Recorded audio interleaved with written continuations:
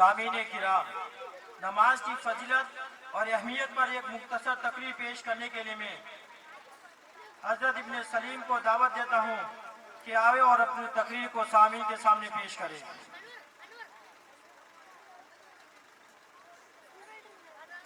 السلام علیکم ورحمۃ اللہ وبرکاتہ۔ الحمد للہ وکفى وسلام علی عباده الذین اصطفى، اما بعد فاعوذ باللہ من الشیطان الرجیم، بسم اللہ الرحمن الرحیم۔ اقیموا الصلاة وآتوا الزکاة واركعوا مع الراکعین۔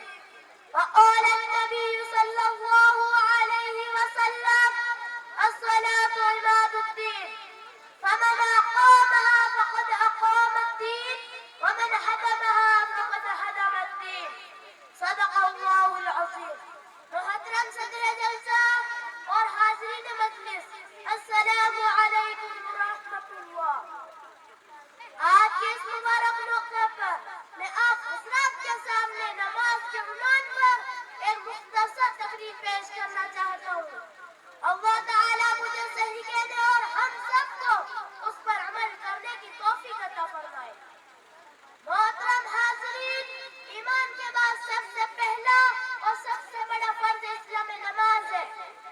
قرآن کریم کی 50 آیتوں میں اور رسول اللہ صلی اللہ علیہ وسلم کی سینکڑوں حدیثوں میں نماز کا حکم بڑی تاکید کے ساتھ فرمایا گیا ہے، حتیٰ کہ رسول اللہ صلی اللہ علیہ وسلم نے نماز کو دین کے ستون اور دین کی بنیاد فرمایا ہے۔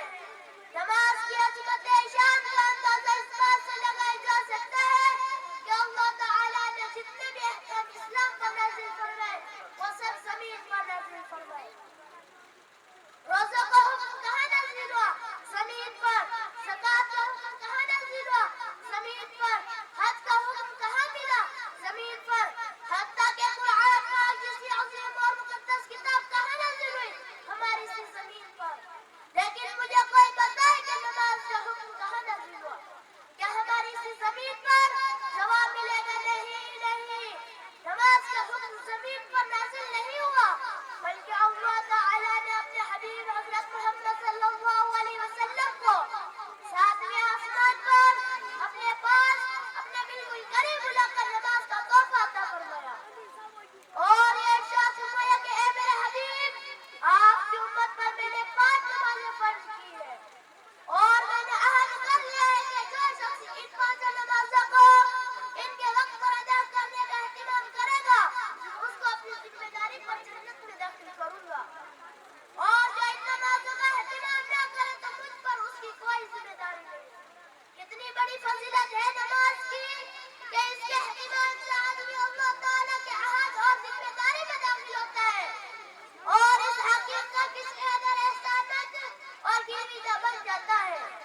یہاں ایک معمولی بدن پر جس میں کچھ وقت بھی نہیں، مالک الملک روزہ کا بادشاہ عہد کرتا ہے، پھر بھی لوگ اس چیز سے غفلت اور لاپرواہی کرتے ہیں۔ اس میں کسی کا کیا نقصان؟ اپنی ہی کرنے سے بھی اپنا ہی ضرر ہے۔ محترم بزرگوں، ہمارے اسلام میں سب سے اہم ترین عبادت ہے اور بالاتفاق سب کے نزدیک ایمان کے بعد تمام فرائض کا مقدم ہے، اور روز قیامت کے دن سب سے پہلے نماز کا حساب ہوگا۔ اگر وہ اچھی اور پوری نکل آئے تو باقی اعمال بھی پورے اتریں گے، اگر وہ خراب نکل آئے تو باقی اعمال بھی خراب اتریں گے۔ اسی لیے حضرت عمر رضی اللہ تعالیٰ عنہ نے اپنی خلافت کے زمانے میں ایک اعلان سب جگہ کے حکام کے پاس بھیجا تھا کہ سب سے محترم بشان چیز میرے نزدیک نماز ہے، جو شخص اس کی